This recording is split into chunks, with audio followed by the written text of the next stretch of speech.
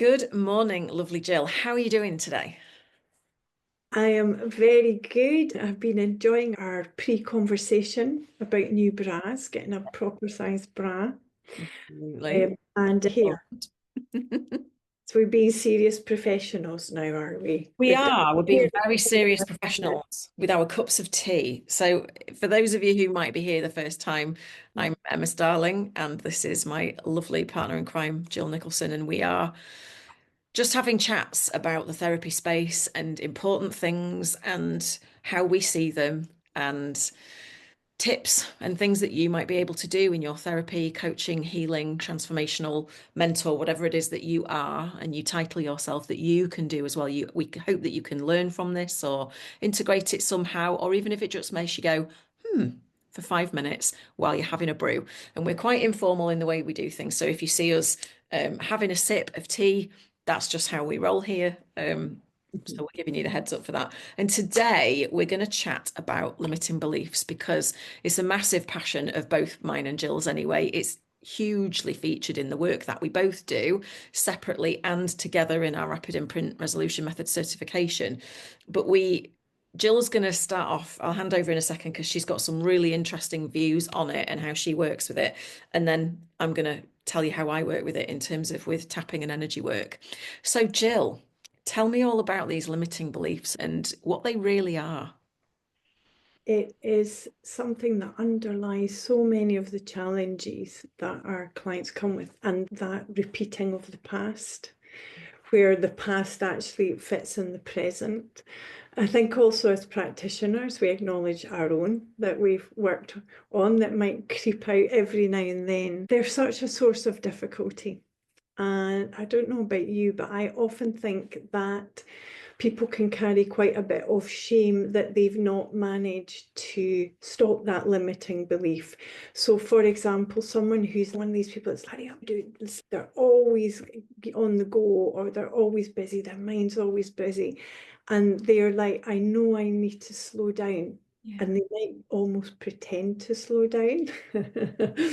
But actually inside that they're still going at that rate. And there can also be a bit of shame about, "Oh, I know what to do. Why can't I just do it? Get up a bit later, take more breaks. I don't know, have a walk at lunchtime, have lunch, Yeah. and not that actually stop and have, I know I need to do all these things, but I can't, or I'm pretending to, but I can't really. And there can be that frustration that often turns into, oh, I'm just rubbish at this. It's for goodness sake, get a grip.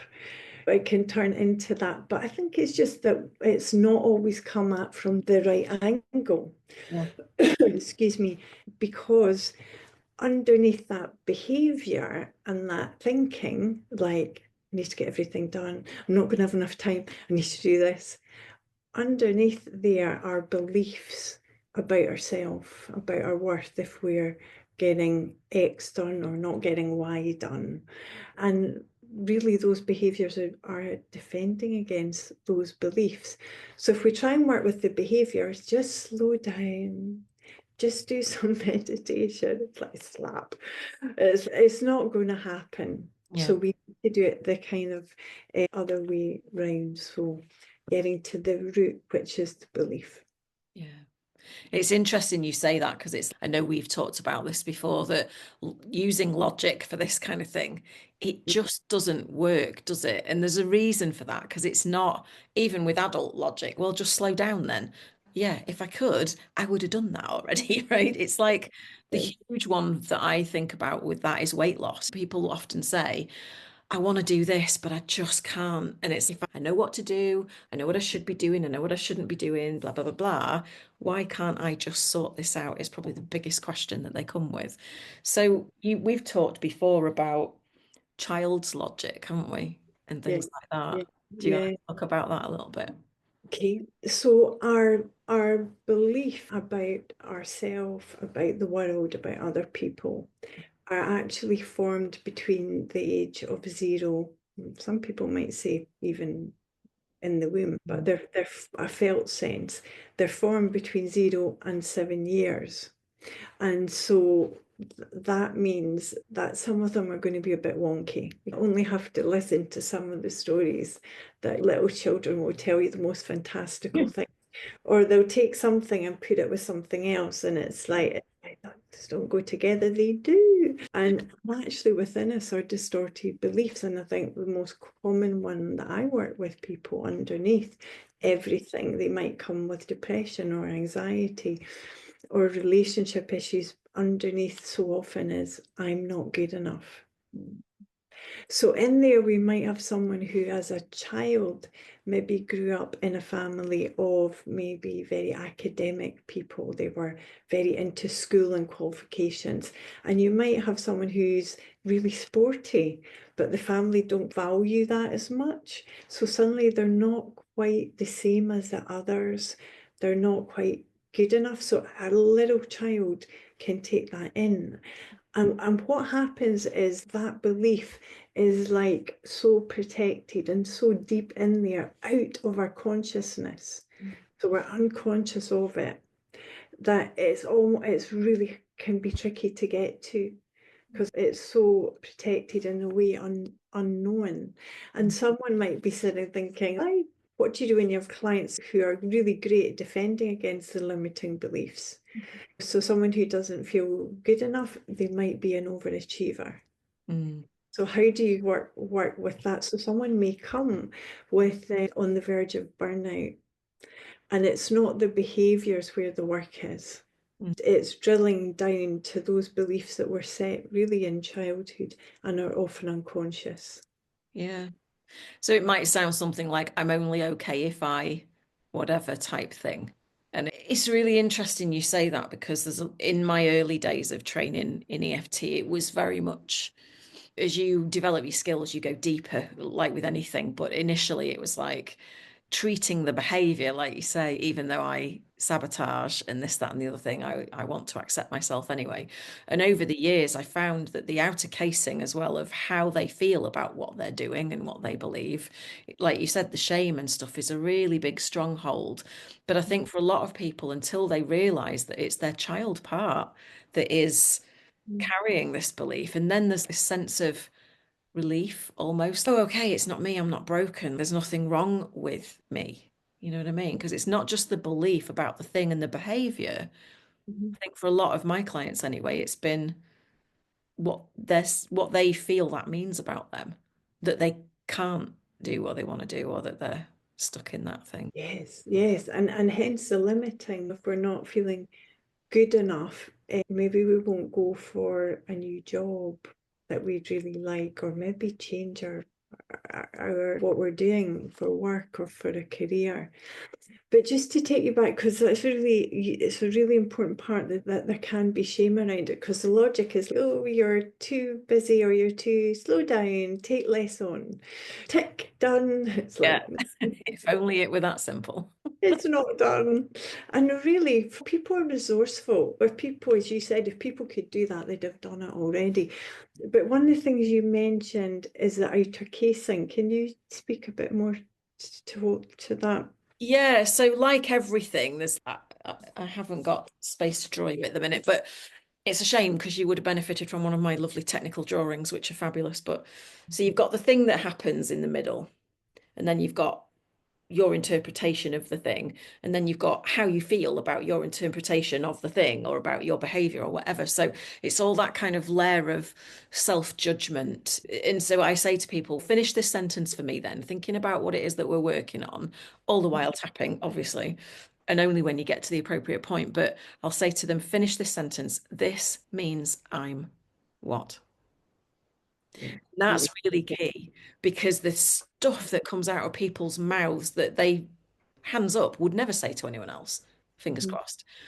And that vile kind of self-talk that can come out, whether it comes out of our mouths or whether it stays in there, matters not. The point is the cells are absorbing that, they're believing that, and it's compounding the issue. And it's like a heavy overcoat on a heavy overcoat on a heavy overcoat. And what we do between us is we're peeling that off, right? We're taking it off, stripping it back, and figuring out that just because they've had this, like we've talked about before, they've had this for a reason.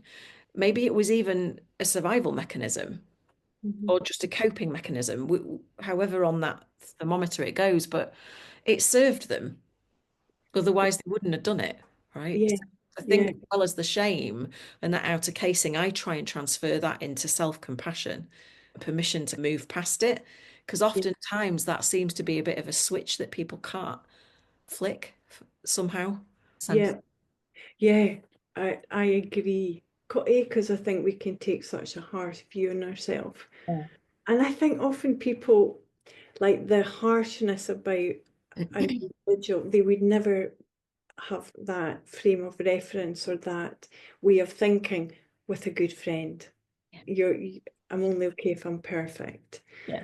It's, yeah, you can't be my friend unless you're a perfect friend. They'd be like, no, they're my friend. I love them. They're funny. They're kooky. They Yeah. whatever.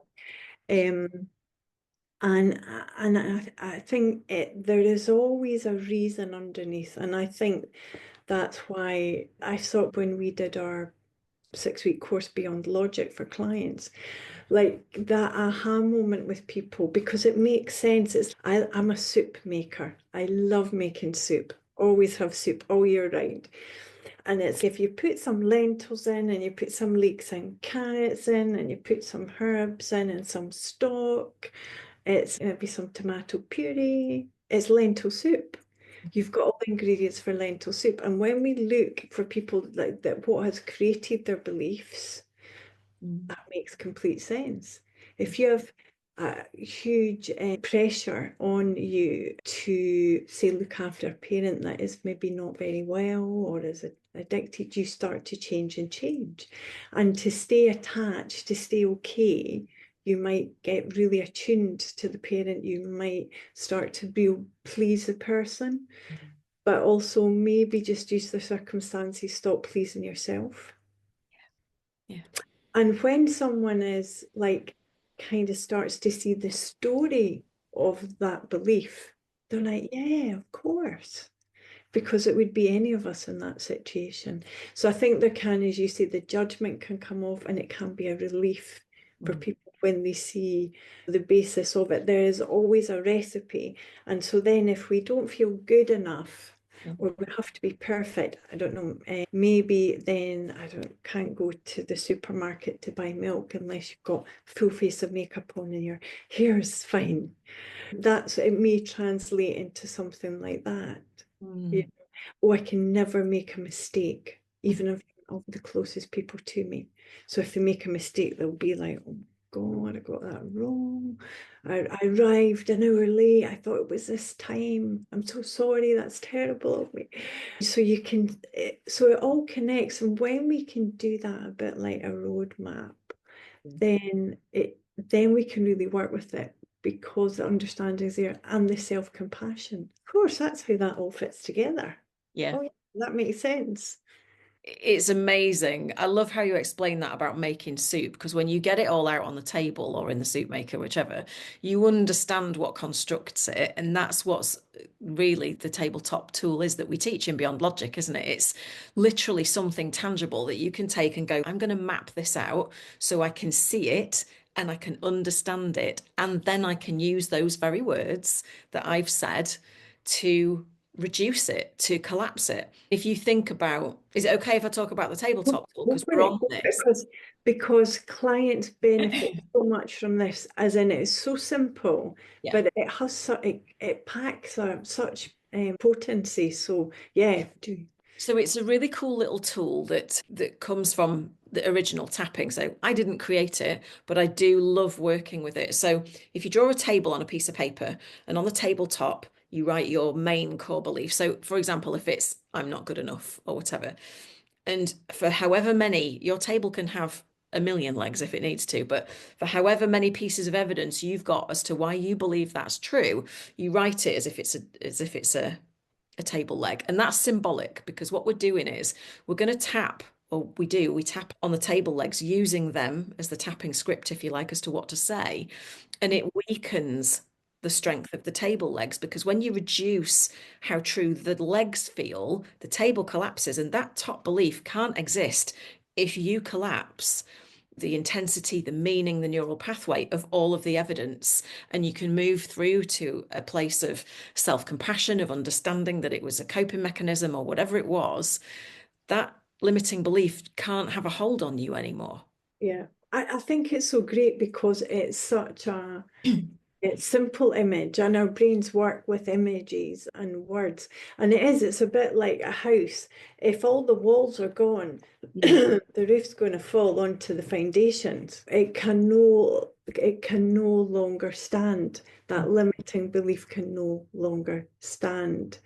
But I think for me, tapping was such a revelation, and hence why we brought TA tools and EFT together, because I can do the drilling down with a client. They can see the ingredients of their soup. We can work at that very level of the belief to start to change it. And we do that. But then with tapping, one of the things I find is because it firstly helps people regulate, Yeah. the client is almost more present with it. And also, it's a bedding in immediately of that breakthrough. A bedding in, and Emma, you can speak this much more eloquently than me about how then the new neural pathway starts to get built. Yeah, absolutely. It's everything in tapping is about the depotentiation of the, what do we call it? The negative, the low, the unhelpful emotions that are attached to things, and the dissolving of the neural pathway from whatever image leads to that belief, because there will be a snapshot of something that happened that told them to believe that, right? And it's the dissolving of that neural pathway and the rebuilding of another one. And that's what we're doing. We're minimizing that one, dissolving it, and rebuilding to a new, more empowering belief.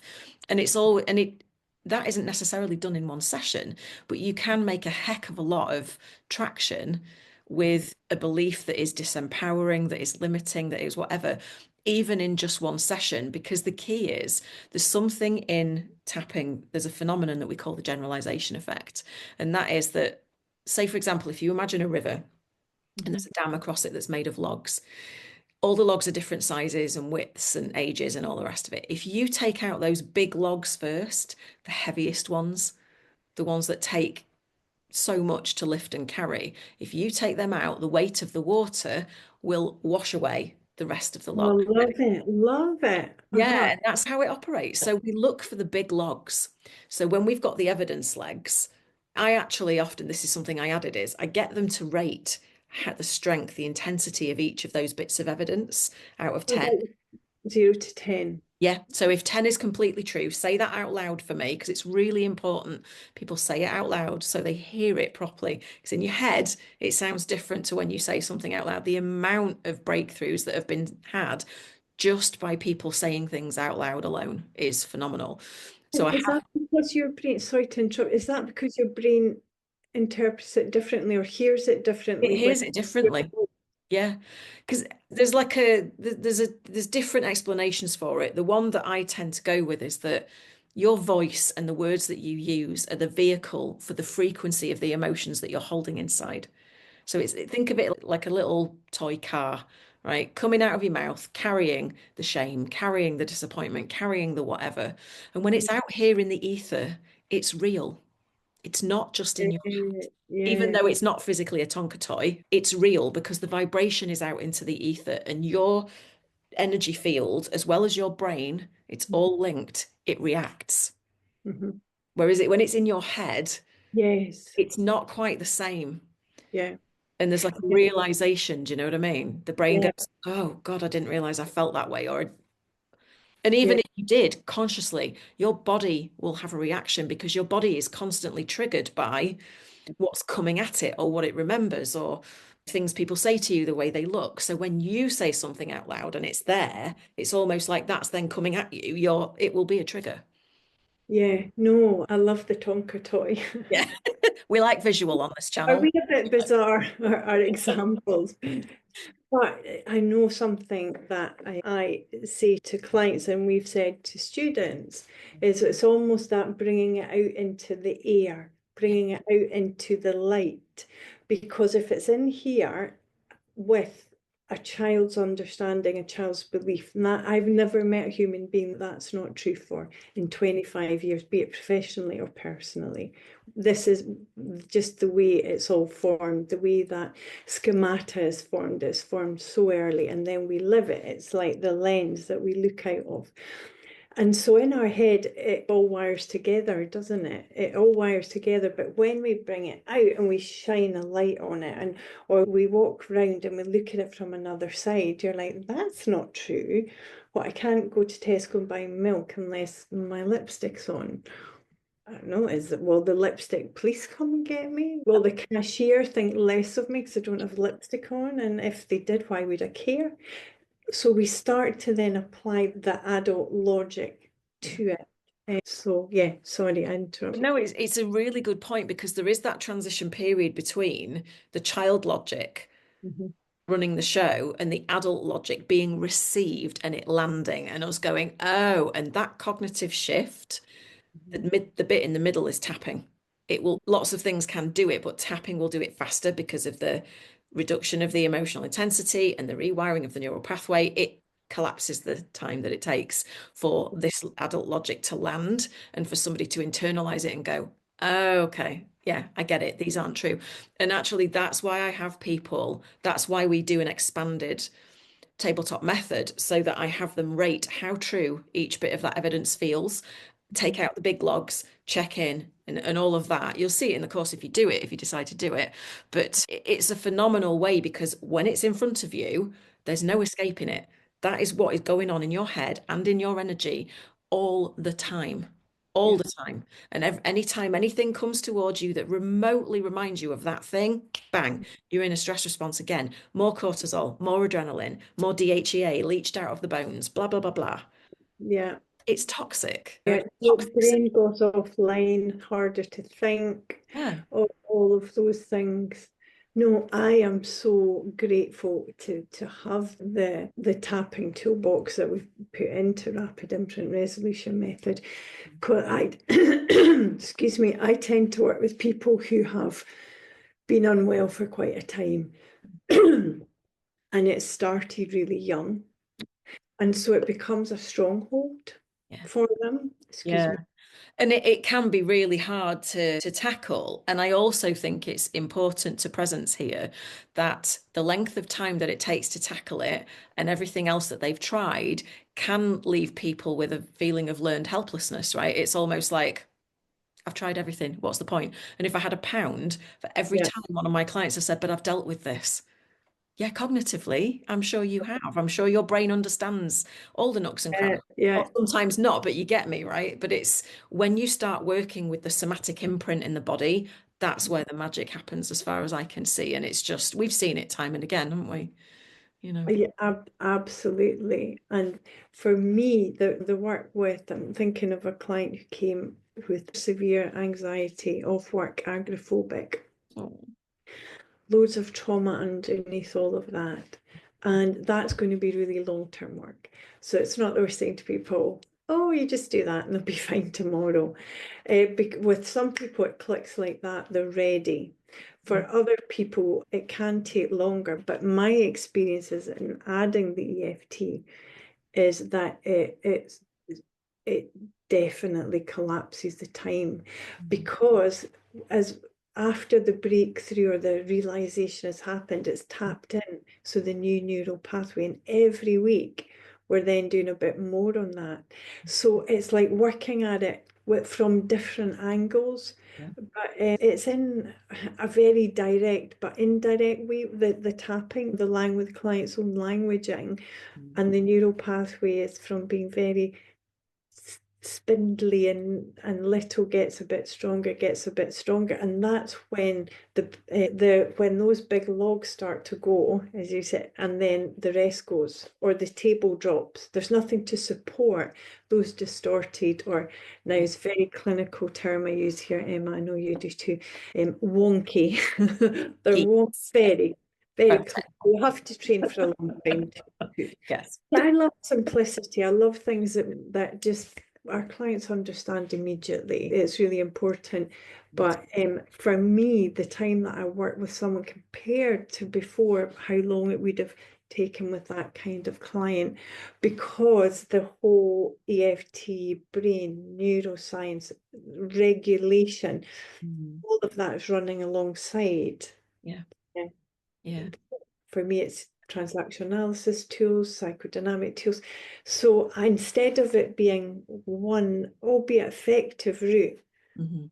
I've got two that is working on the body as well as the mind and the Yeah. heart and this work. And I think one of the things for me that's most important, it works on the nervous system. Yes. Yeah. And I love how your stuff as well that I've learned since partnering with you is that side of it as well, because a lot of the times when you're just working on the nervous system and with energetics, there's the cognitive bit and the sort of the understanding piece that might be missing. So it's okay, I've dealt with this, but I still don't understand how it fits in the picture.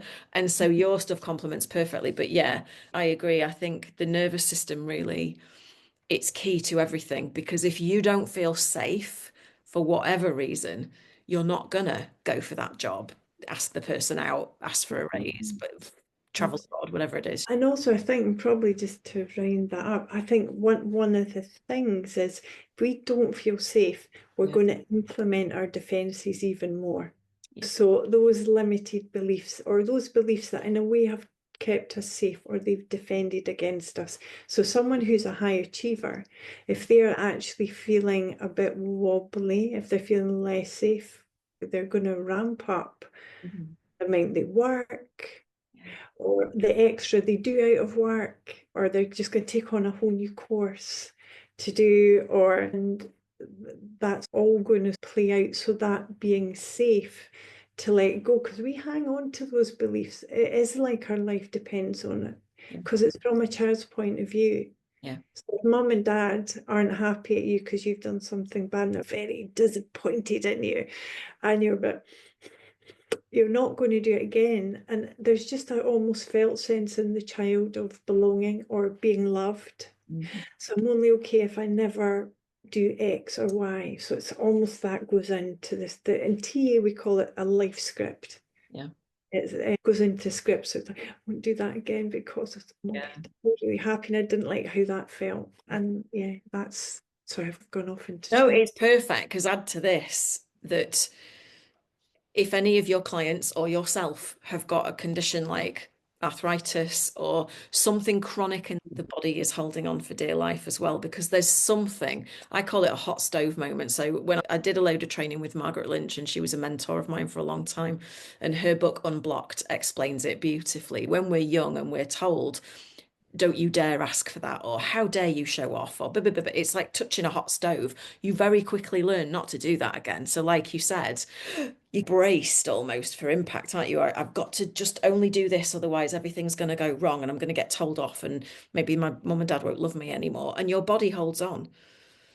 Exactly. After And years and years, your joints are just racked or your muscles are tense or you migraines or all sorts of manifestations physically. yeah, I've absolutely that in the mind of it, which I think is why we joined forces together, that we could work on both those levels. And I think also that belief can in a way be such a stronghold that it can feel a bit like going back and forward with the client. Yeah.